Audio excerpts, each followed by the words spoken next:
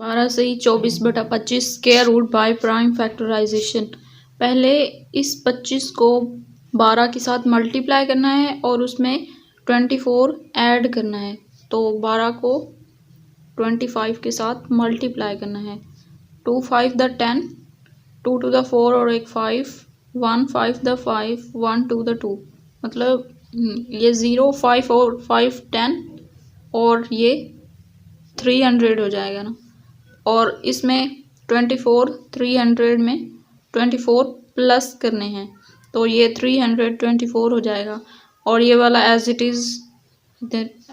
Is ही रहेगा 25, 324 over 25। अब इनके अलग-अलग प्राइम फैक्टर बनाने हैं, मतलब प्राइम फैक्टराइजेशन के ज़रिए, जिनमें हम इनको सोल्व करने के लिए सिर्फ प्राइम फैक्टर ही यूज़ कर सकते हैं।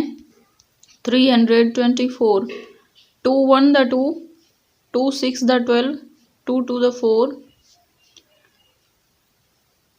फिर 2 की बारी, 2 8 द 16, 2 1 द 2, फिर 3 की बारी जाएगी। इस तरह मतलब यहाँ पे मैंने सोल्व किया है, ये देखें 3 के टेबल पे ही कर दिया है। पहले मतलब 2 के टेबल पे भी कर सकते थे, 3 के भी, तो 3 के टेबल पे सोल्व कर लिया है मैंने। 3 1 the 3 0, 3 8 the 24, 3 3 the 9, 3 6 the 18, 3 1 the 3, 3 2 the 6 और 3 4 द 12, 2 2 द 4। ये हो गया। अब इसमें ये देखें 1 पेयर 2 पेयर 3 पेयर बन रहे हैं इसमें। और 25 का तो 5 5 द 25 होता। ये इसमें 2 पेयर 3 के हैं और एक पेयर 2 का है और इसमें 5 का पेयर है। तो इस तरह लिखते हैं क्योंकि इसका हमने स्क्वायर रूट फाइंड करना है। ये 2 पेयर 3 मल्टीप्लाई बाय 3 4 टाइम्स 3 है और 2 टाइम्स 2 आया हुआ है यहाँ पे।